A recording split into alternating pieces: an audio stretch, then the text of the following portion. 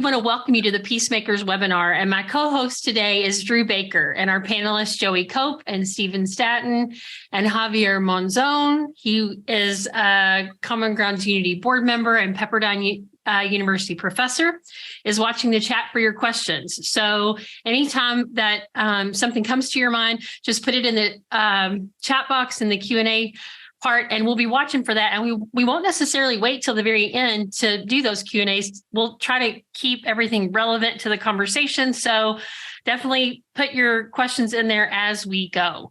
So Drew, how are you? Are you excited about today? I am. I'm giddy. I'm just really excited about this because I'm probably the only one, but I've noticed that we have sometimes we have difficulty talking to one another when we have different opinions and stuff, and coming out in a more peaceful way and growing and learning through the process. And I know it's probably only my experience, but I am excited to hear about some of these skills, some of these ideas that these wonderful experts have to bring to us today. So I am glad about that. Let me introduce one of our panelists, Joey Cope. He is a Texas attorney and mediator. He's recently retired from 33 years of service with ACU, Abilene Christian University. During his time there, Joey served as executive assistant to the president, executive director of the ACU Foundation, the founding executive director of the Duncombe Center for Conflict Resolution.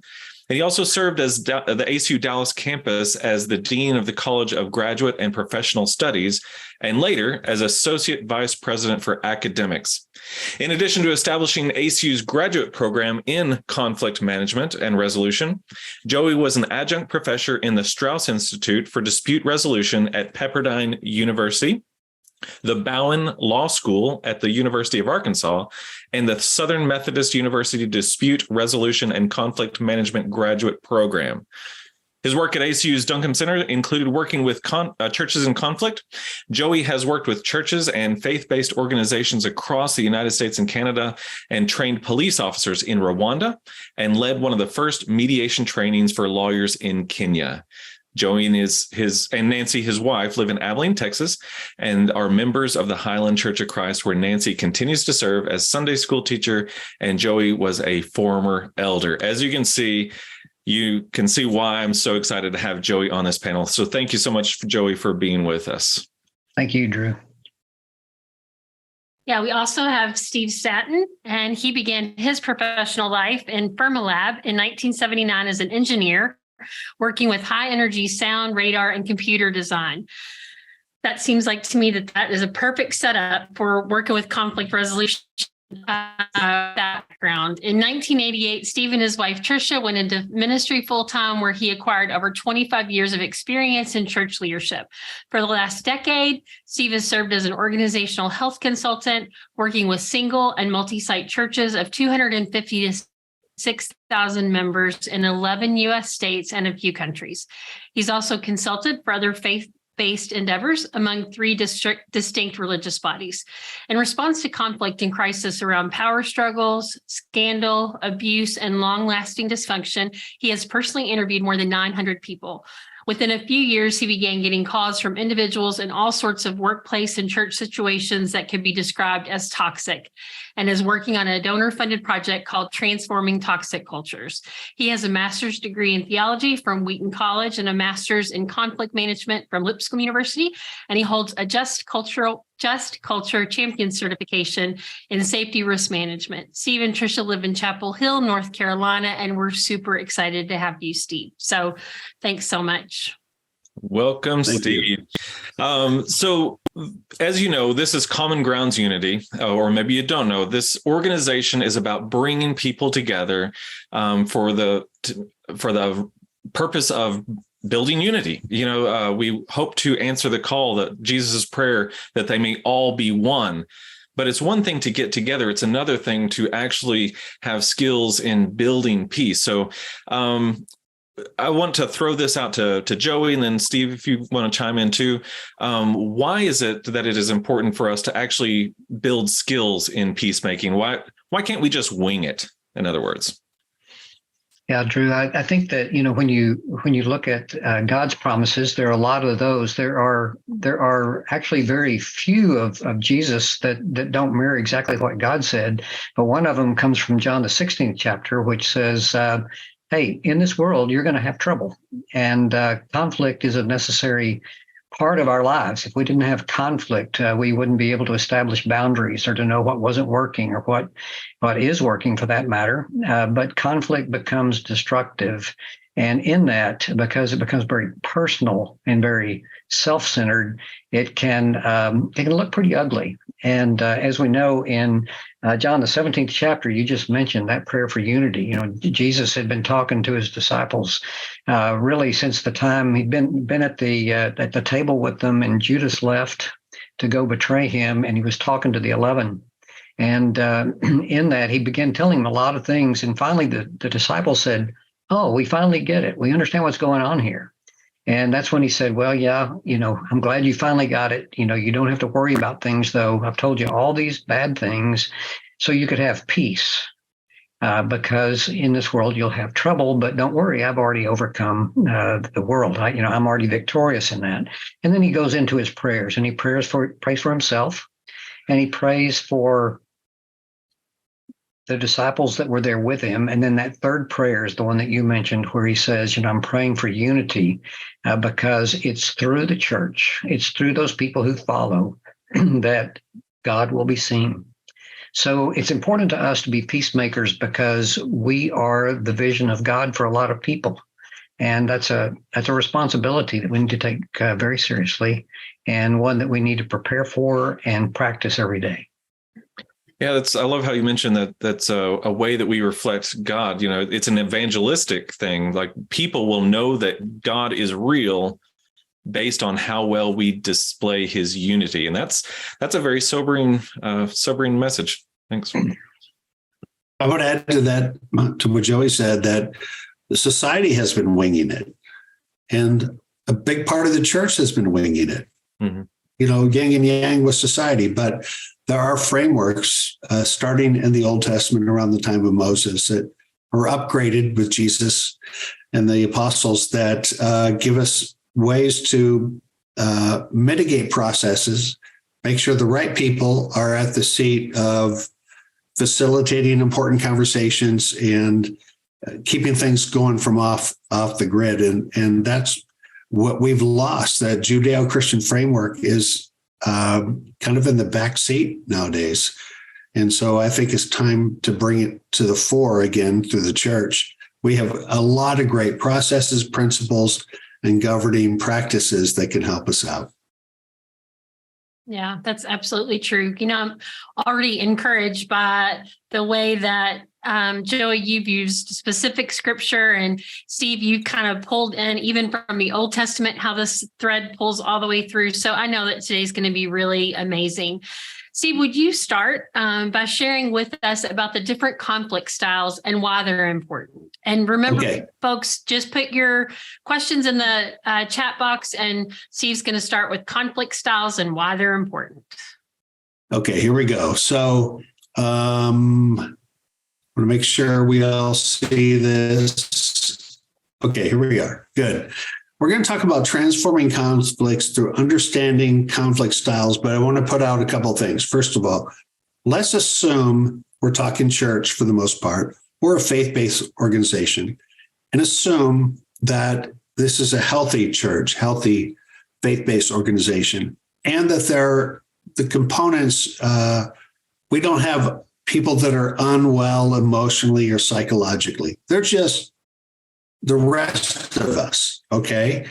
And we all have our own issues too, but I don't want to forget that. But this is the average Christian in a relatively healthy situation, but we may not individually be in a great place.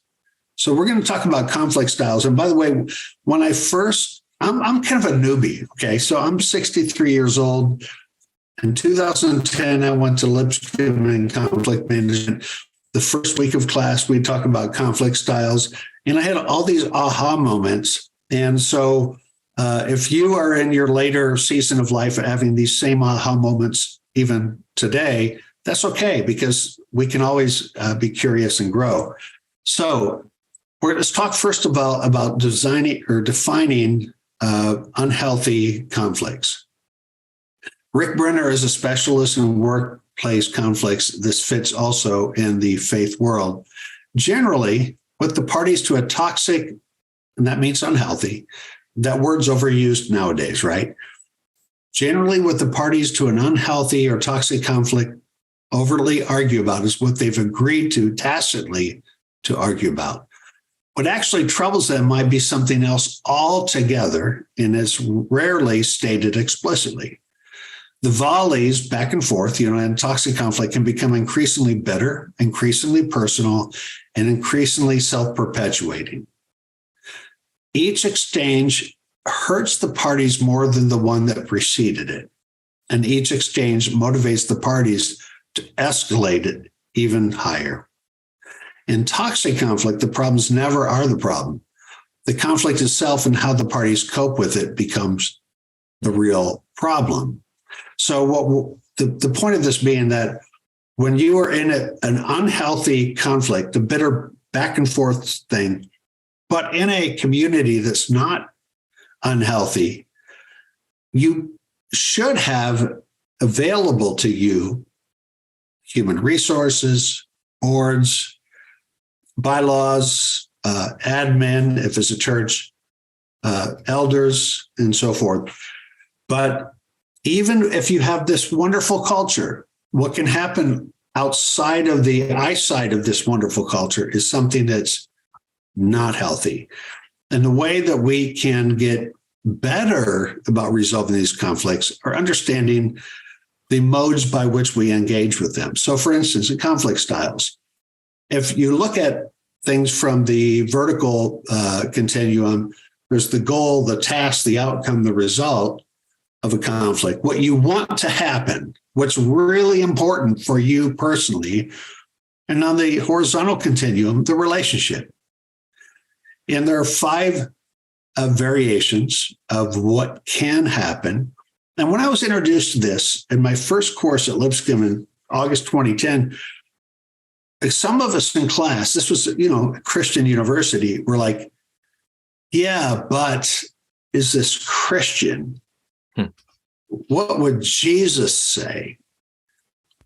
And Jesus wouldn't be all 5 of these. There's probably just one that's right or 2 that's right. I mean, that was the conversation in the course. So that was one day. And then the next day we were to come back and to look at the Gospels and to see which one of these or which of these Jesus could have engaged in based on the goal or the relationship. And long story short, in the conversation, all 5 of these have their place. Competing means winning for the right cause, potentially. Avoiding, there's a time to get out of town. Luke chapter 4, Jesus gets out of Nazareth. Competing, Jesus takes on Herod. Luke chapter 13, you tell that fox, I'm going to rise on the 3rd day. Then you have compromising and accommodating, and these could be Jesus saying, I'm going to pay taxes, for the government, or my mother wants me to make water into wine. I wasn't planning on doing it now, but I was going to do it later, do my first miracle later, but hey, she's my mom, whatever. So for argumentation's sake, none of these are wrong and none of these are right as a disposition all the time. But a case can be made that each of us tend to pivot to one of these more than the other. And we've included on the website for Common Grounds associated with this presentation a real quick test, 10 questions to figure out where you typically pivot. Okay. So shortly after getting exposed to this material, it's about 3 years later, my wife and I did a marriage workshop of about 400 couples. This was in California. And I opened up the workshop saying, my wife and I, married about 34 years at the time, have only had 3 conflicts our entire marriage. Just 3, only 3. But we've had each of them about 500 times. But the point being that sometimes our conflicts can be related to the way we have been born, the way we've been formed through our early years, and the way that we have been socialized, people that we've been connected with over time. I grew up avoiding and accommodating conflict. And Tricia was more of like a compete, win, champion, a point of view. And this played out in our marriage. And so one of the things we learned, especially as we got this kind of training, is that there's a place to prevail on a principle, to compete. There's a place to walk away, to avoid. There's a place to say, hey, honey, you take the car. I'll use the car later in the day. Accommodate. There's a place to compromise. Okay, say, how about you do this and I'll have this, and how does this work out? Ultimately, as a habit in communities, we want to be able to have a win-win scenario where we can be the best version of ourselves and the best version of our partners, our community, our spouses, our fellow church members. And that takes more work to be able to preserve the relationship and to meet the goals of our shared existence.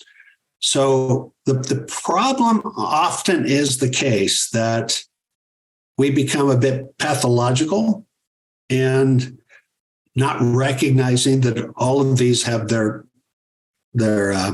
place, their zone, and to stigmatize that person that wants to compete, wants to win, or wants to walk away, or whatever. And we should, this is my position to communicate today, we should say that all of these have their zone. We should figure out what our default is. Sometimes our default is part of the problem. But Jesus was flexible enough to compete, to take a stand, to collaborate, to say, hey, the taxes go to Caesar, to accommodate, to whatever. So, and if we can find some self-awareness through a process like this, it would be good. Now, I want to share with you my opinion from training and experience, how we can get better at operating with our conflict styles. So there's a concept learned in this field called going to the balcony. And that was popularized by William Ury, Getting to Yes, and his co-authors. But many people have been championing this concept of sometimes you need to look outside of yourself, back at yourself, as if you were on a stage. And that you may not see yourself, but if you can try to imagine seeing yourself, or have people that you trust to look at you in the midst of some sort of engagement and say, how do I come across? How do I come across to others? It maybe even say, what would another you say to you about how you engage looking at the stage from the balcony? This is possible when you deliberately say, I'm going to step away here. I'm not objective, but I'm going to pretend that I can see myself. And you can be surprised at, oh, you know what? I was way over the top now that I look back at it. So there's a thing called the conflict dance. And we put in a Google Drive for those who participate in this event, a document that takes a look at the conflict dance along with some scriptures. And I'll give you an example. Stand down. This is when you see yourself exhibiting behaviors that are intimidating and combative. And there's some scriptures there for a reference. And somebody says, you know what? You were over the top, Steve. You were so intense. Your jaw was all wrenched. You were ready for a fight. Back off. And that's the benefit of having people in your life to look at you on the stage, or for you to really step back and look at yourself. Stand apart. setting a good example in the midst of disorder. Just because everybody else is being crazy doesn't mean you in some sort of conflict situation, a firestorm, an upheaval, a staff conflict need to be that way. You can go, you know what? I'm going to step back and step apart and kind of monitor my own anxiety, my own emotional situation. Rise above, responding to poor reactions with personal comments during your own disagreements, and be like, okay, I'm hearing you. I'm going to look for the truth in what you are saying to me. You matter to me, because as Joey will talk about, the importance of having the heart of a peacemaker is that you're not trying to win an argument, not to defeat an opponent. You're trying to figure out how we collectively can move forward. Step in, expressing the truth in order to be helpful. I love this quote from Abraham Lincoln. The way to destroy your enemy is to make them your friends. Okay. And so when you express the truth to somebody that's initially an adversary, remember that you don't want them to be an adversary. You want to be able to get a coffee with them. You want to be able to look back, laugh at what has happened behind you. They are not your enemy in the big picture. They're just somebody you're having a tussle with. And so when you express the truth, you want it to be in a helpful way. Step below, humbling yourself to fair criticism and the guidance of mature people. Imagine a situation where you're in a mediation and there are both sides of the conflict, mediators, facilitators, advocates, witnesses, to be able to say, this high stakes thing that we're in, I just want to ask anybody in the room to tell me how I'm coming across. Critique me in this moment that we're in. Those kinds of decisions to stoop below accelerate the ability to resolve a conflict. And I've been in these sessions where they can be kind of scary, but one person may say, hey, this may be me. Tell me what you think. And those can be game changers.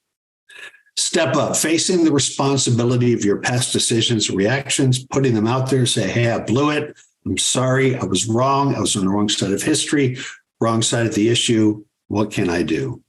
Step back, letting false accusations toward you miss their target with a factual story or total silence. Sometimes a story is never going to be good because it's not the environment to, put the truth out there, put a story out there.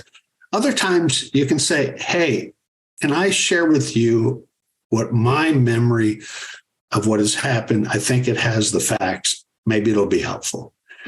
By the way, I know these dance steps are not easy. They're not always easy to calibrate which one that I should go with at any given point in time. The point of looking at our dance steps is not to say this is the right one, this is the wrong one. It's to, from a perspective of humility, say what is best right here and now. Stay calm, staying put in a relaxed way when under unfair attack.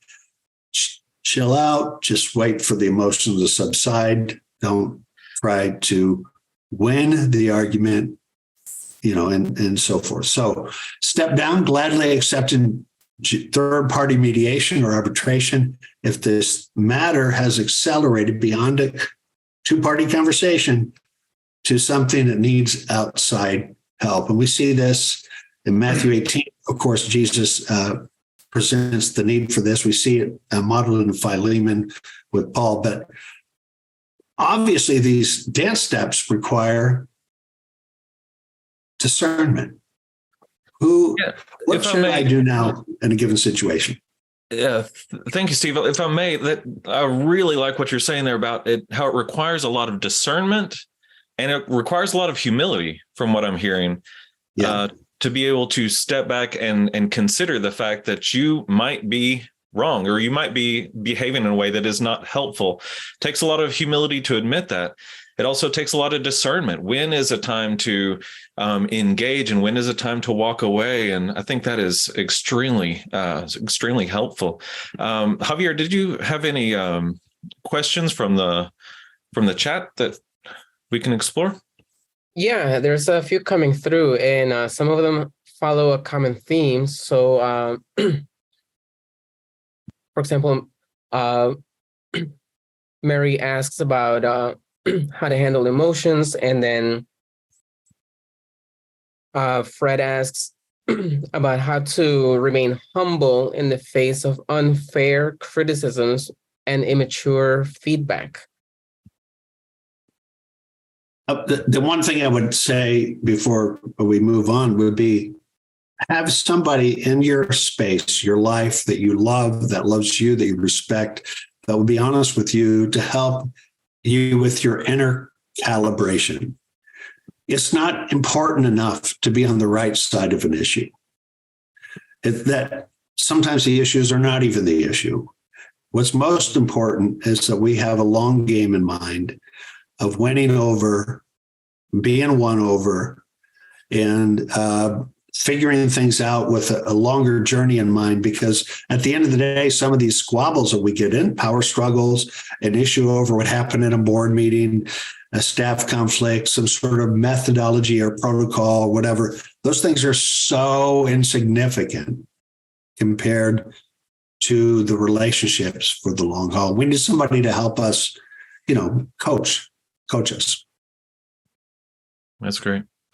So to make this really succinct, it sounds like a lot of what Stephen's saying is like, this is difficult work. It's not just about being nice. And that's what a lot of us, as Christians, if we were raised up in Christian, a lot of it is, be nice. If you don't have something nice to say, don't say anything at all. But that's not all there is to it. There's some complexity here. And so I want to turn this over to Joey about the theory of conflict resolution. What are you talking about when we talk about the theory of conflict resolution? Tell us a little more about that.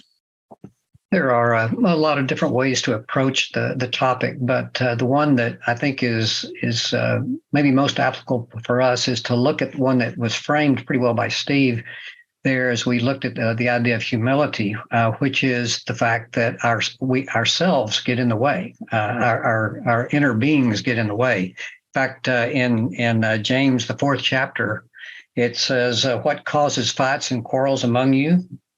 Don't they come from your desires that battle within you? You desire but do not have. So you kill, you covet, but you cannot get what you want. So you quarrel and fight. You do not have because you do not ask God. When you ask, you do not receive, because you ask with the wrong motives, that you may spend what you get on your pleasures." So the concept of self getting in the way is one that we have to deal with in this. Yet at the same time, we have to remember in Matthew, the 22nd chapter, Jesus was asked, what are the greatest commandments? And he said, well, love God is the greatest commandment. And the second is, as the first is, love your neighbor as yourself, which also means that we have to know something about ourselves. We have to deal with what's part of that. And one of the best ways to deal with that and to deal with emotions, that question came up, is to allow conflict resolution to be done through a process. And so we need to look at several things. And let me just show you one thing that you're already aware of from your background in the scripture. But what we see here is that we have a lot of internal conflict. And as we look at that, we think through several things. One is conflict is often intimate. It's often, even if it's in an organization, sometimes it is flared up with relationships. And it can be about those relationships. The potential for conflict is always there. There's always a way to get off center with someone else. And again, it's because often our self-interests become involved in that. And that conflict will affect other internal processes. Two people that may get along very well, or two organizations, or two faith groups that get along very well, can have something come up that affects their processes and the way they work. So we have to have a good process. The dispute resolution continuum is one of the ways that we look at that. First, we're told that we need to have personal interaction. We have to deal with ourselves and the other person. If that doesn't work, we go to a facilitated interaction where we have help from other people to do that. And finally, we go to corporate action, or we go to a higher authority to look at that. And you notice that the first two are painted in green and the last one in yellow. The great thing about personal interaction and facilitated interaction is that those are areas where the parties still retain the ability to make the decisions for themselves. When we get to corporate action, we begin to see that we're going to give that authority to someone else, and that might not turn out well. I started out my career as a litigator, and it's all fine and good if you've got the best case in the world, but most of the time we go in and we wonder about exactly what we can do in the courtroom, particularly when we put the decision in the hands of a judge or a jury. Now, as we look at that, there's this continuum of avoidance way off to the left there, where we don't do anything. We decide it's not worth getting involved. We start to get involved personally. We might have a facilitated interaction, and then we turn to corporate action or extreme action. Remember, it's not always an organization acting. It can be individuals, and it can be violent. So what we see as the most violent, the most explosive situations is where people will tend to avoid and not be part of the interaction, not be part of the collaboration, and they'll jump suddenly to extreme action. And we see violence work out of that. In the legal realm, we look at this as negotiation and the personal interaction. You go and you talk to someone, you just try to work it out. Facilitated interaction, a mediation, where you have a party who comes in who does not bring in bias or a decision about what's going to happen, but simply helps the people actually negotiate what they're going to do. And then finally, corporate action. And again, in the legal setting, that's arbitration and litigation. Now, the great thing about this, people have pointed to this for centuries as this is this great path to peace. This is the way that we work things out. This is the process that you put yourself in order to deal with things like emotion and with bias and other things like that. The great thing is that when you look to Matthew 18, it also mirrors the very same thing. Personal interaction. If your brother sins against you, go and show him his fault just between the two of you. If he listens to you, you have won your brother over. What if that didn't work? If he won't listen, take one or two others along so that every matter may be established by the testimony of 2 or 3 witnesses. And this witness thing has a couple of edges to it. One is it could be witnesses to the original conflict. But more than likely, what we're talking about here is witnesses to the conversation. And so that would be someone like a mediator who would come in and listen and help deliver to the parties a perspective of what they're hearing. Could challenge people to say, did you hear exactly what was said? Did you understand that? Jesus went on in Matthew 18 to say, if the person refuses to listen, then tell it to the church. Take it to a higher authority. And then, of course, if he refuses to listen even to the church, treat him as you would a pagan or a tax collector. I want to come back to this when we talk about Heart of the Peacemaker a little bit later on, but this is a process that works. And it works so well. It's not just Jesus saying it. It comes up in every faith group in the world. It also shows up in our legal systems and is a way to work through that.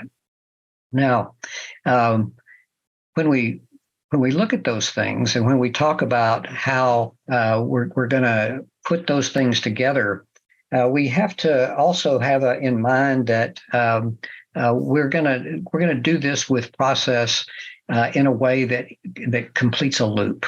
We're always going to come back to a place. And the wonderful thing is we have this word that is shared out of several places in the Bible, but we know that our God is a God of reconciliation. And so whenever we get into these, we have a tendency, because even in a process, we begin to look at ourselves. and say, what am I going to get out of that? When you go back to those styles that Stephen shared a while ago, it talked about, competing, which is, a win-lose situation. I want to win. And whenever we begin to feel like we're being pulled one side or the other, we start to feel like, hey, somebody's taking advantage of me, and I need to assert myself, and I need to use my power. And we can't always do that. A process will allow us to bring back this humility that we've talked about, to say, okay, really, who am I? Who am I to challenge this? Who am I to get my way? And yet, at the same time, we have this, again, we could talk about this in Heart of the Peacemaker, but we have this also duty to ourselves, because it said, the second commandment is love others as yourself. So you can't totally dismiss what you need. Steve's words are words of truth when it says that every one of those styles should be utilized at appropriate places. And one of the things that we've looked at when I did the study back several years, many years before Steve did that, in same sort of classes, we sat there and said, well, how would Jesus do this? And we tended to think it was out of accommodation. Well, Jesus always, let other people win. And that's not true. That's not the way that Jesus acted. Now, when he opposed them, he acted in love. And he acted appropriately with that. But we have a duty to view ourselves in these interactions and to see what happens there. And the reason for that is it's because we know ourselves best. And the only way that we'll truly come to understand someone else is to know who they are in relation to God, in relation to ourselves. Steve, what do you have on that?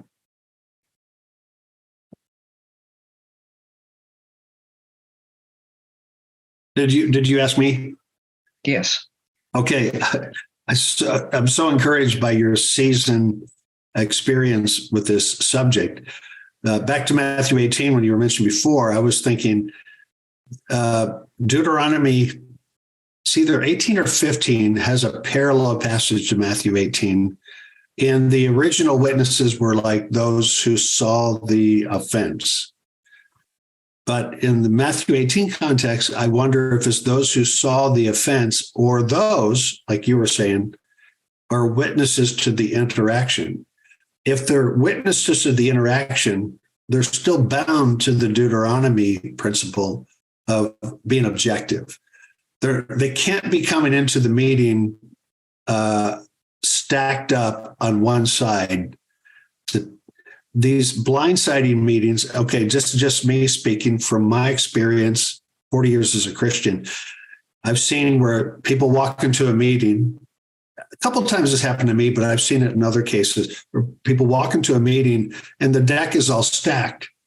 That's not what Matthew 18 is about. It's about like discovery. Let's figure out what's happened here. Let's take a good look. Let's step back, unpack it, and figure out how we can have a win, whether it's a relationship win or the repentance of a party or so forth. So Matthew 18 has been weaponized. And it's just not in the Restoration or Church of Christ or International Church of Christ tradition.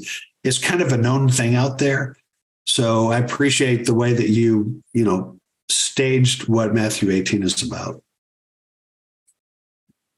And let me interject. The going back to the conflict styles, that chart showed, relationship on one end and was it purpose on the other, discerning how engaged we should be, whether we're going to really place the mission ahead of relationship or the relationship ahead of mission. But there's a third factor that usually creeps in that keeps us from doing these healthy steps, and that's ego. When it's about me winning the argument, it's neither about the mission nor is it about the relationship, and we're on a completely different conflict chart at that point. And so it seems like a lot of what y'all are talking about is just getting onto that framework of discernment. Am I going to focus more on the mission? And as Christians, I think we have a lot of solid ideas about what our mission is, or is it about maintaining that relationship with this person who we don't see eye to eye with? But when we let ego take over, it seems like the game is kind of lost there. Does that sound right? Or I think that's when what Steve is saying, the deck is already stacked. yeah. That is a result of looking at the conflict through ego. Sorry, Joy, I didn't mean to interrupt you. No, I was just going to agree. Again, we're the force that usually gets in the way. It doesn't mean that we're asking people to lose. Again, it's appropriate sometimes to assert yourself. It's appropriate to have an authority make a decision at some point. I was teaching a seminar to a business, and the president was part of the seminar, and which was a little odd because it was agreed that he was the problem in the organization. And as we were talking through this, we were talking through these different styles, and the statement was made by me that competing is necessary in times of emergency or when a decision has to be made and you don't have time to take it to one of these other levels. And he, slammed his fist on the desk, says, "That's exactly what this is about. I'm the president. I know what's going on here. And whatever I say, whenever I want to say it, is what works. It's always an emergency when I say it." That's not the heart of a peacemaker. And again, we'll talk more about that a little bit later. Yeah. Javier, are there any questions that kind of feed into what we're talking about right now? Sure. There's a few questions that have to go that relate to the dance steps that Steve was mentioning before. So, for example, one Andrews expected that they require a lot of practice, and I can relate to that because I'm really bad at dancing. And another Andrew asked, "Well, how do we practice this? Is there some way to role play?" Or because he said, learning this dance is like learning a new language. So, how do we practice it? On 2 or 3 occasions, I've been with a church, of a few hundred people, and we will actually create an event where we have a staged conflict, where we will put a situation out there, a business disagreement that happens in a small group. A lot of people know about it. Organically, somebody's deputized as the mediator. Nobody's prepared for these roles. We coach them into it, and then we model it, and we show bad dance steps, aggression, defensiveness, so forth. But it would be easy to create fictionalized scenarios in any given faith community that are most likely to be reoccurring, and then to play it out. And by the way, you can have a lot of fun doing this and also still learn. You can kind of laugh at yourself, laugh at a previous situation, laugh at a common outcome, but also go, okay, what did we learn here? And having a facilitator do that. So it's kind of meaningful to have a mock session in advance of something that most likely we are going to experience. Mm-hmm. Yeah. Steve, it seems that having skills in understanding and navigating toxic cultures is becoming increasingly important. Could you speak to us about transforming toxic cultures? Okay, so this is my second part, right? Yep. Okay, here we go. Transforming toxic cultures through sunlight. There's a Supreme Court justice that talks about the importance, this is about 1917, the way to deal with bad situations to turn sunlight onto a given situation. So what I'm going to say is, and here's a hybrid definition of toxic. And again, I've said already that word gets overused. It's unhealthy. Okay. A toxic company or church is where one of the more systems and processes are inaccessible, non-existent, or bent to favor personalities or like roles. When certain topics are off limits, leaders punish dissent through staff meetings or from the pulpit, if it's a church. An inner circle wields power. Impressions matter too much. Crucial information is suppressed, and people with good ideas or legitimate concerns think and feel, why bother? Now, I want to say up front, none of these situations all exist all at the same time in any given situation. But this captures what happens when things are particularly unhealthy. So effective this last few months, I am funded for about a year. I hope to get 2 years of support to study 12 megachurches, movements, and associations that experienced a crisis that were the subject of being toxic has occurred. And as you look at this grid, I took the names off because it's a work in progress. About half of them stopped and ended up kaput. They're gone. They no longer exist as a movement. And the other half hit kind of a yield. Okay, let's slow down. Let's figure out what's happened. Let's move on. There's something in our lifetime. I was born in 1959. So these movements, events, megachurches started late 50s, but most of them in the 60s, 70s, and so forth, have some commonalities. Part of it could be celebrity, being impressive, achieving the unachievable, being flash in the pan, being in the news, being on media. But all of them have something, most of them so far seems to have some things in common. So this is a work in progress. I've only finished the first one. And I'm moving along, but I'm already making some observations. So as a consultant who's consulted for 21 situations in the last 10 years and 4 in the 10 years before that, so about 25, here's what I've identified. Some unhealthy situations are because of competence and alignment factors, meaning the leaders are not in the right role. They're not in the right seat on the ship. They may be great people. They should not be fired. They should not be disciplined, but they are not where they belong. It's a competence issue or an alignment of their gifts to the situation. And I've seen this on a pretty consistent basis. The second one is a legacy issue, an unresolved matter from the past or matters make a situation unhealthy. So if you're in a conflict in that world, neither you or maybe even the leaders are aware of all the dynamics. A friend of mine took a job about 6 years ago, and he said, you know what, I'll take this job, but if you could bring Steve Staten in to do a look under the hood, so that years down the road, I know what's my baggage and what's the baggage that I inherited, which was a wise decision, because sometimes a great leader, a very good, self-aware, principled leader could be leading a situation and not realize why it's not well, not healthy, not moving forward. So sometimes there's things in its past. And I consulted for a situation where I asked 50 people within 3 weeks, tell me, why is the church where it's at?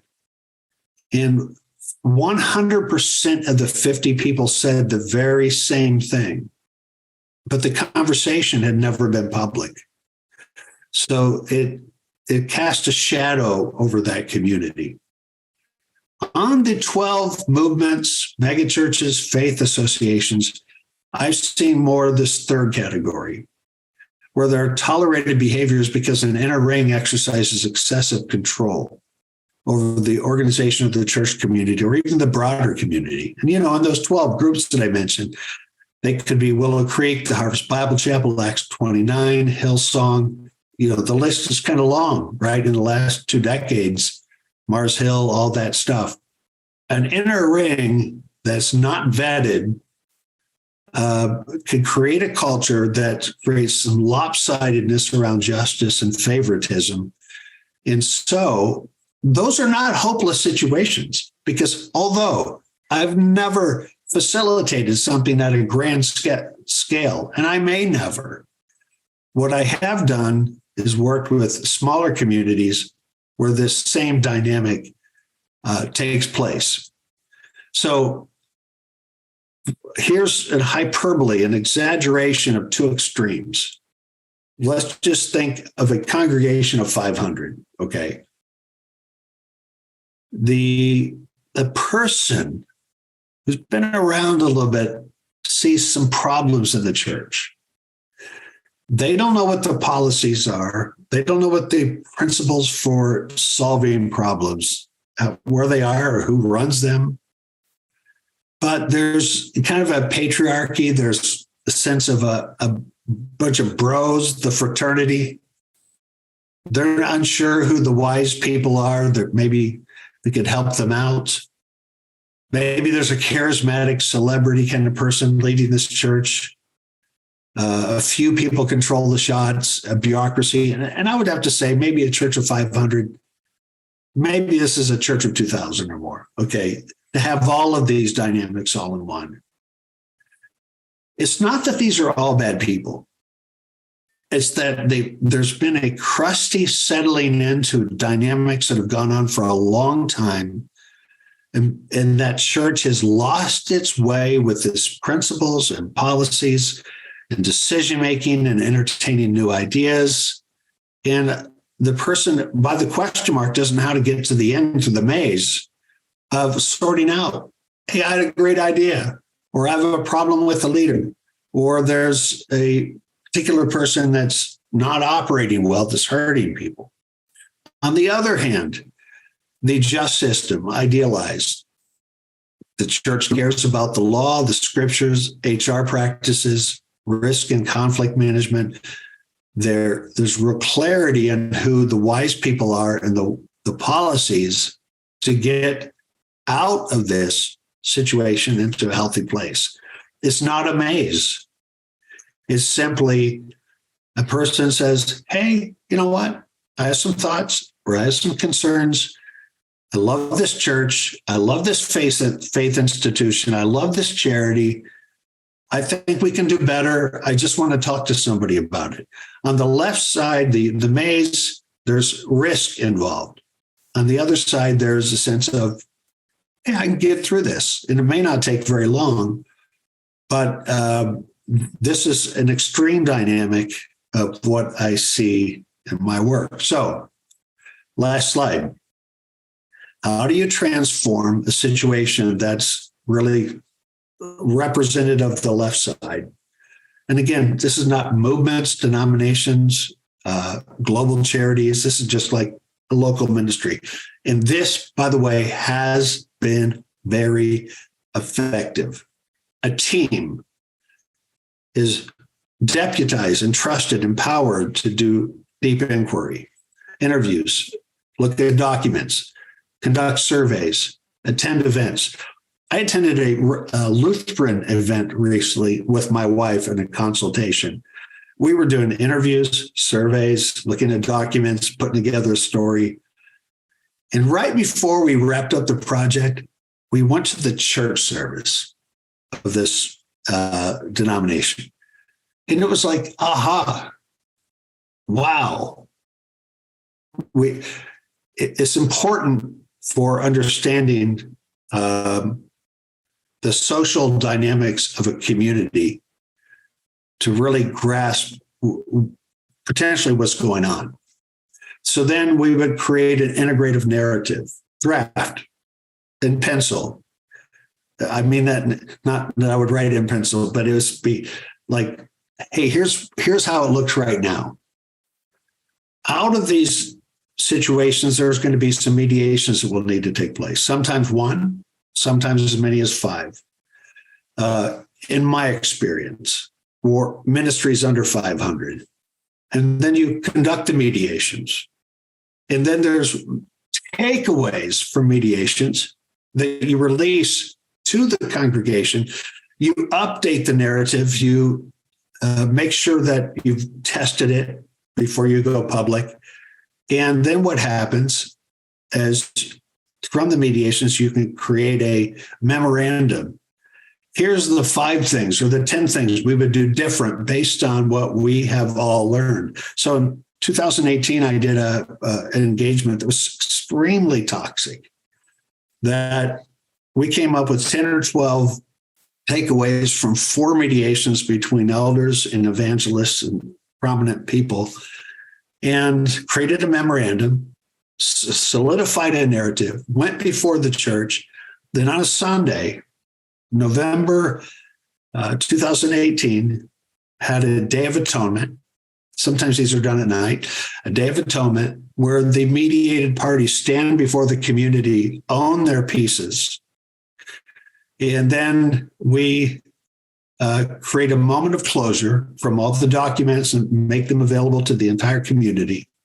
And in this particular case, we did a reset where the vetted, deputized members of the community that didn't have leadership roles, like Acts 6, you have Stephen and Philip and the other 5 who are representatives at a crucial moment in the book of Acts, say, here's how we are going to represent this ministry for the next little chapter going forward. And what happens is these toxins kind of leave because you've put sunlight, you've created an integrative narrative, people's voice are in it. You've not hidden anything. You put out in front of the community. Nobody's shamed, by the way. You don't throw anybody under the bus. There's not a bad guy and a good guy. There's just basically, this is what we have learned together. And I would say a parallel of it might be Joshua 22 with the potential war between the tribes. And we even use that text in these occasions. I've done this about 5 times.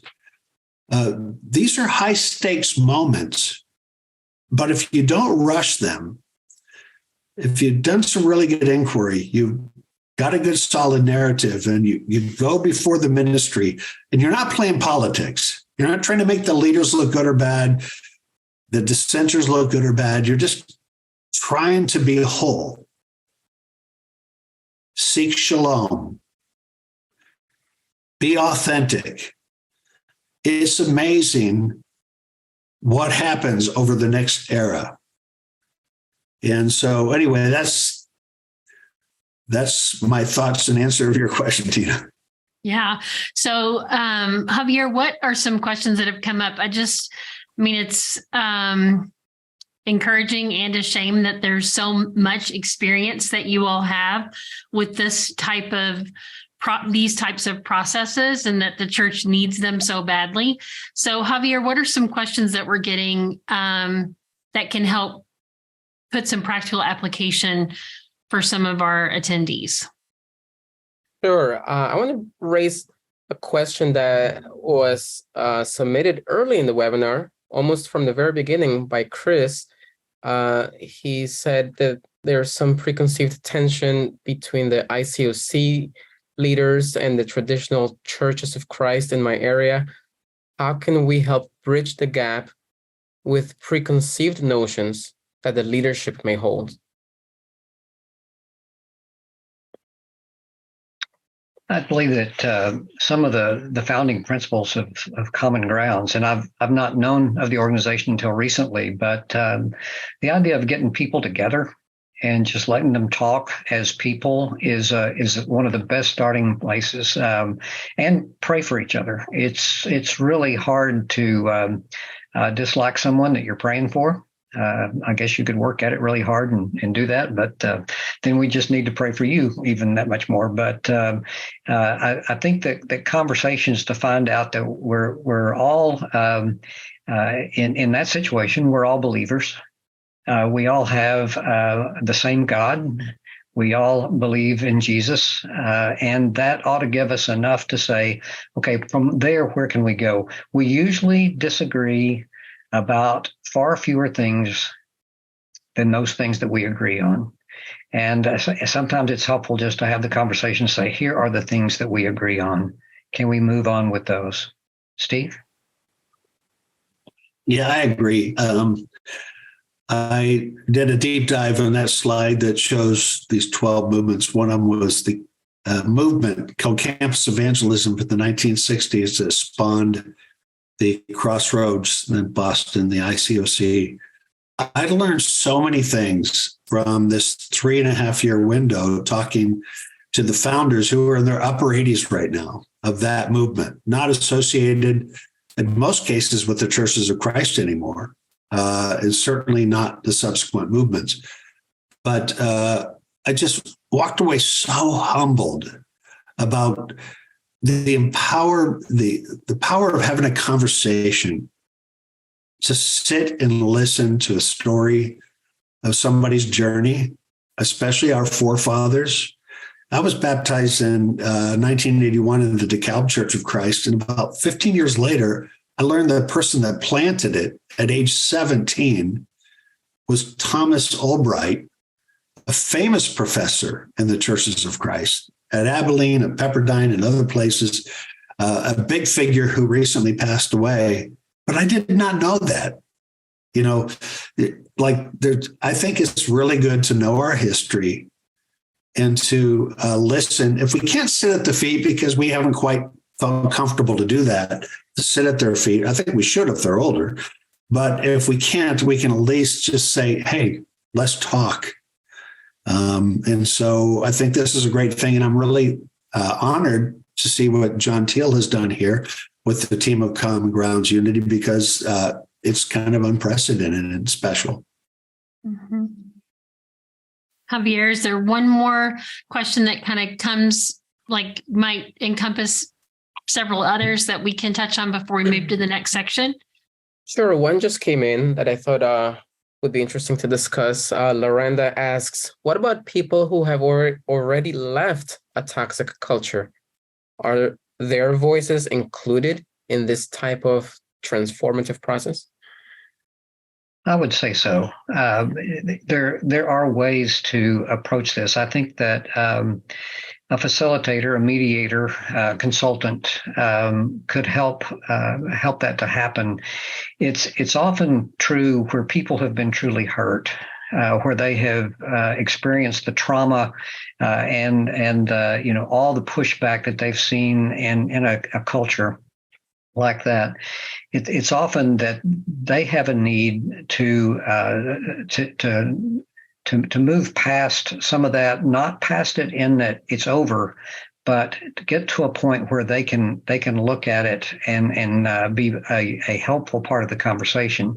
Too often people come in and they are very emotional. They're very caught up in what happened to them, and they should be. I mean, it was probably a horrible experience for them, but we also know that if they come in immediately and we talk about many times being in elder meetings where someone very quietly pulls the pin on a grenade and then just rolls it across the table at someone.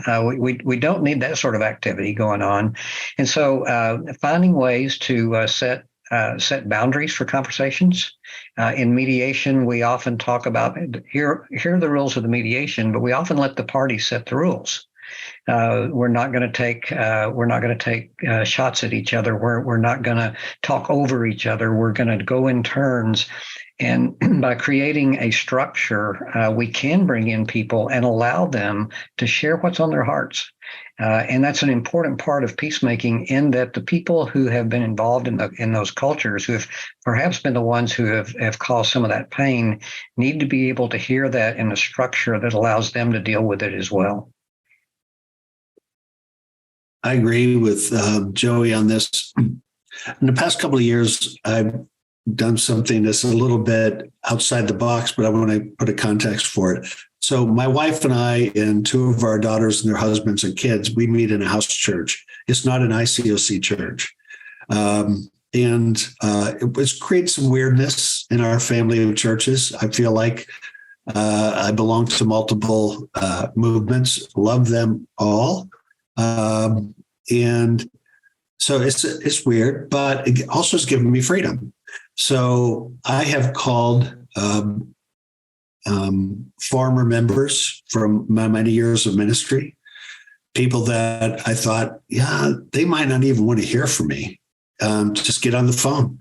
I've initiated by Zoom, by email, by text. I even corresponded with people that wrote articles on the family of churches that I was heavily involved with, going back 30 some years. And a couple times I've been the response has been, why are you reaching out? And my answer has been, it's good to be connected. It's good to be answerable, and it's good to close chapters. And and I would say almost all the time, this has been rewarding as an experience. What's not comforting, what's not rewarding, is to move on and not know how people are doing, to be living in the fear of unresolved conflicts. It's just not healthy. So how that answers the toxic culture thing. So if somebody out there feels I'm damaged by something that happened 5, 10, 15, 30 years ago, if they know there are resources they can get on the horn with, I think that itself helps out a lot. The other thing I've noticed is a really great experience can nearly erase a bad experience. Where people go, wherever that good experience is it a church that's maybe another part of the kingdom of God, but things are going really well. They have fellowship, they're being strengthened, being edified, maturing.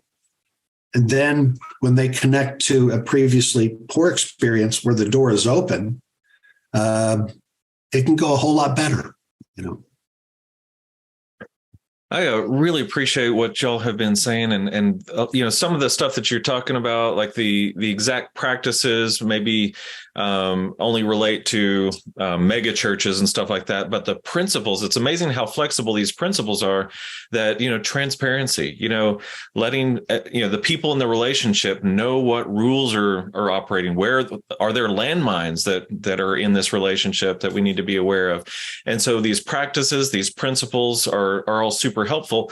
But, you know, I'm reminded of Jesus' Sermon on the Mount, where he starts off, you know, talking about the law, and he talks about fulfilling the law and bringing it to the heart. Says, yeah, all these practices, the Pharisees were great at all the religious practices, but had no idea about the heart of the matter. And so he brings them into the heart. And so I want to invite Joey first, and then if Stephen chime in, tell us a little bit about what does the heart of the peacemaker look like? What does it mean to have to be a person of peace? Can you speak to that? I think one of the best ways to frame that is to look at our role in community as we begin to, you know, it's pretty easy to live on a desert island and do whatever you want to do. But whenever we live in a community, we have to begin to operate in a way, to conduct ourselves in a way that allows us to interact with people. And there's years ago, I was consulting with a church up in the Northwest, and I was pretty new in this. This was probably in 2001, 2002, somewhere back there. And I was giving them all the book learning I had about conflict resolution. And these elders at this church said, hey, could you boil this down into 2 or 3 things that we need to know about? And standing there at a whiteboard in a little conference room, I turned around and said, well, yeah, it really kind of comes down to this. And, you know, I was raised in Church of Christ. So, you know, the Holy Spirit was not something that we pushed, but evidently the Holy Spirit was with me that day, because it gave me something that's been enduring for all these years and has worked pretty well. And that's the idea that, let me just share this. That's the idea of committing to the 3 C's. And the 3 C's, this is what I wrote on the board. I want you to commit to these 3 things. The first is communication. Now, I've worked on a college campus, and we have a whole communication department, and they'll tell you that there's 15 types of communication. And, you know, what are you talking about? What I'm talking about here is the free flow of information. We believe, as a people, at least in Western society, and I think it's probably true globally, we believe that the control of information is part of our power. That's why you get into some of these systems that Stephen was talking about, where you have people that clutch on to the issues and they don't tell people what's going on. And so communication is very important. And that's something that a peacemaker must have, is the ability to share information that's important to the rest of the group. The second piece of this also draws quite a bit of ire from my communication colleagues on a campus, which is we need conversation. They go, well, that's just a kind of communication. But conversation, if you look at the word itself, it talks about speaking in opposition. We don't really have conversations about the weather.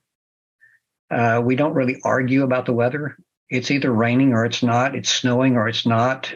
We have some anxiety over what it's about to do, but we don't really have a conversation. We have conversations about issues, about things that are important to us, about traditions that we have. And what we need to remember as peacemakers is that we can have those conversations without leaving our own position. It doesn't mean that we won't leave our own position at some point. We may hear something that causes us to do that, or we may experience something, but we can have a conversation and I can listen to you and your side of it can be different from mine. And all that does is enrich me. It helps me to understand better. And because of that, the conversation, though, because that self that I talked about earlier kind of gets into us there and starts saying, yeah, but really, Joey, you're right. Don't you know you're right? You're right. That's what the voice is telling me. That's not the Holy Spirit, by the way, but that's what the voice is telling me, is that you're right. And I get tired of the conversation. I get tired of communicating. I say, I want to get out of this. You people are impossible. I don't want to deal with you. And that's when we need to remember the third C, which is community. There is no chance for reconciliation without community. And reconciliation is the Spirit of God. Reconciliation is the message of the gospel. So we have to have community. So when we look at that, I want to talk again about this thing that we saw from Matthew 18. Remember how that laid out. We interact personally. We facilitate a conversation. We have corporate action. As we think about that, I want us to look at the context of Matthew 18, because we often take those three verses.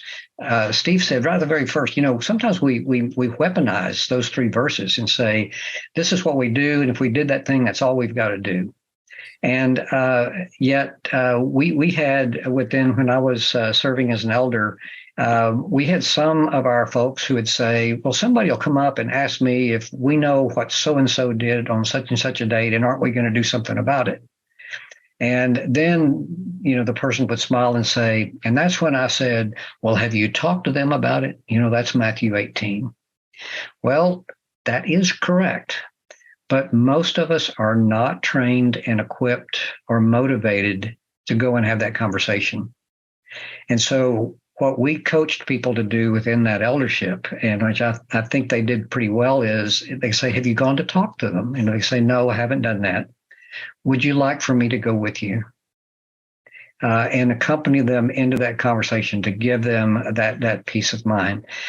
So looking back at Matthew 18, it doesn't just get to this point of, hey, we've got sin in the church, we've got conflict in the church. Tell us how to handle that, Jesus. Well, here are your steps. Just do that. That's there. But that chapter starts with them walking along the way and a discussion coming up about who's the greatest in the kingdom. And Jesus says, it's really these kids. They're innocent. They want the best for everybody to the most part. Now, there's some selfishness in there. They may want a bigger piece of the pie. They may want something else. But basically, they are good people. And he goes on to say that, if you can't become like a child, you can't get in heaven. And then he throws in another part of it that says, and if you mess with the kids, you're not going to have a happy ending. Oh, yeah. Not a happy ending at all. And from that, he goes into the idea, the parable of the wandering sheep. If you were raised like I was, I was raised I'm a little bit older than Steve. So, back in the 50s, we did the flannel board thing, and somebody always got in the media center and messed all that up, because when they tell the story of the good shepherd and the sheep, and the good shepherd would be about this tall, but the only sheep that they could find to sit into with that set, somebody lost the original sheep, it's like about this big, and so you got the huge sheep and you got this little shepherd and he's out there. But we know that story is that they were up on the mountainside, because you go where the grass is, and that that one of the sheep gets lost. Now, I was always taught that the sheep fell off the side of the cliff, or that something happened where it just happened to get lost. The interpretation, the translation that I read says that the sheep wandered off. It was a purposeful thing. In fact, I think the shepherd probably knew the name of that particular sheep. He's got 100 sheep out there. He looks around and he goes, Chuck's gone. Wonder where Chuck is. Chuck's always wandering off. And he goes and he leaves the others to their peril, and he goes over and he finds that sheep, he finds Chuck, and one way or the other, he gets Chuck and he brings him back to the flock. And that is an example, of course, of how God is with us, is that he knows we wander off. He'll come after us. He comes after us. And he does that. Now, from there, that's when Jesus goes into dealing with sin in the church. If somebody has done something to you, then you have this opportunity to go to them and make things right. And notice, you go. The other person was the one who was sinning, but it's your turn to go. It's always your turn to go to reconcile. And you go through those steps just like we saw them before. You go to them. If they won't listen, you take some people with you. If they won't listen to that group, you take them to the church. And if they won't listen to the church, we treat them as pagans and tax collectors. I'm a lawyer. I love that part. Just love it when we get to take people to justice and deal out that justice. But it's a little bit funny as you look at this, because right in that he says, now, if two of you come together in my name, I'm there with you. And so we go back to the importance of this community of standing together and talking through these things, because Jesus then is part of our conversation. Always there, always a touch point, always holding our hand through that. And I think it's also important, and this is one thing in dealing with the churches I dealt with. There was almost always, when I went, there was almost always a bad actor in the church, either in the leadership or someone in the congregation who's attacking the leadership or attacking others in the church. And at some point, after we talked about all this idea of working with people, somebody would say, yeah, but Joey, can't we just disfellowship these people? Can't we just throw them out of the church? And based on what I'm about to tell you, I would always say, well, yes, but we pick up the story again, and Peter's heard this about how the church can make a decision and how we can move on. And Peter comes up and says, Jesus, how many times do I have to forgive somebody? And Jesus says 70 times 7, because that's a lot. I mean, I imagine it in modern day times that Peter picks up his iPhone and he looks at it and he looks at his schedule the next week and he says, well, we can treat them as pagans and tax collectors, but we've got lunch with pagans and tax collectors the whole rest of the week, every day. What are we going to do with these people? This doesn't sound right. And so Peter connected the dots and said, what about forgiveness? He says, yeah, you got to forgive. That's that community. That's bringing back together. That's the heart of the peacemaker, is to always desire reconciliation. It can't always happen in every case, in every moment, but it has to be on the table. Steve? Yeah, thank you. You just like 10 seconds ago, I remembered something. So back, 20 some years ago, I was an elder and I was part of a process that put somebody out of the church. And this was a disciplinary process, and it was based on merited grounds. I saw him about 4 or 5 years later. He showed up at church, and I forgot about the discipline. I forgot everything about it. And I gave him this big hug. And he looked at me like, you like me? It was kind of funny because all of a sudden I remembered what had happened. But he was delighted in this sense that I accepted him. Yeah. One of the things that when the person would always ask me, hey, can't we just go ahead and disfellowship this person? The question I always followed up with is, who are you going to assign to have lunch or breakfast with that brother or sister tomorrow. Because It's so true. it is the duty of the church, I believe, and we as church members, we are the church, to maintain relationship where at all possible. Now, there are moments, I want to say this, there are places you can't go to a battered spouse and say, well, you've got to try to maintain a relationship necessarily. I mean, there are times that that's not appropriate. But in church situations, there usually are mature individuals who can maintain a connection in order for there to be a path to reconciliation. Right. I totally agree. And like if somebody's a severe predator and all that kind of thing, for sure. In this particular situation, Joey, what happened was this guy had repented. And so he was like effectively restored because of his own change. But I had to go through something of, wait a minute, I would have held on to a perception of him, this guy named John, if I remembered, but I didn't remember. And so when I realized he was so grateful, it was like, okay, we can get past this.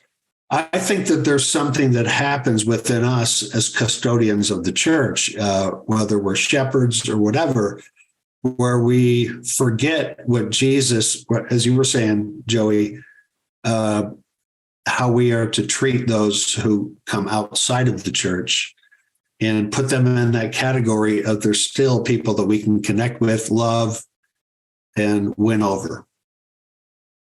One final thing, I know that we're running close on time here, so I would say this, that many people have been hurt within churches, the way that they operate. It's a sad fact. It's not the way that God intended it. We go back to that prayer from Jesus. But there is important work to do with people who cause problems. And yet, even though they've caused problems, we need to try to redeem them, like the individual you talked about. He made a turn. He repented. He did things to change the way that he was. And we need to encourage that as well, because some people, you can't just say, well, they were bad people and just leave it at that. No, they need to be dealt with. There is a place for church discipline, but again, with the love of the Spirit. I like at the beginning how we said that the heart of the peacemaker or peacemaking is a witness to the world. And so when the church behaves differently than the world, when the world would just throw someone away or not take responsibility or not seek reconciliation, and the church does that, then it is a positive witness to the world of the purpose of the church and the relationship of Christ with us and us with each other. So I love all of that about community and conversation. And, I'm so encouraged about like the processes that are in place, but also the emphasis on reconciliation, and that also is a process, that it doesn't always happen in the moment, but, and I think it's interesting too in the church. I think we all have some story of some kind of hurt or whatever. And when my season of that happened, the thing that was also painful was seeing myself as someone who had hurt in the same way as I had been hurt, like not realizing that the behaviors that I was a victim of were part of a system in our church that I was part of. And then I started having to think through, okay, where did I behave that way and who was hurt by my actions? And so that reconciliation can take place at any time. So I love that. And Javier, are there any like last minute questions before we transition out? We want to honor people's time, and we'd love to get some feedback too and figure out how to have more conversations like this and provide resources for folks. Yes, Tina, as we're getting ready to wrap up, I thought we can address a few questions of a practical nature that have come in. For example, Fred asks, is there any advice on how to partner with local ministry staff as a peacemaker in my local ministry? And similarly, Chris asks, are there any resources to help out a congregation? And also, how would a church engage with one of you possibly for help? So assuming that just a regular person in the church already has the heart of a peacemaker, what additional resources are there to help them move forward? There are obviously formalized academic training. Stephen has a degree from Lipscomb. One's offered ACU online. Pepperdine has programs, although they tend more to dispute resolution, the legal side.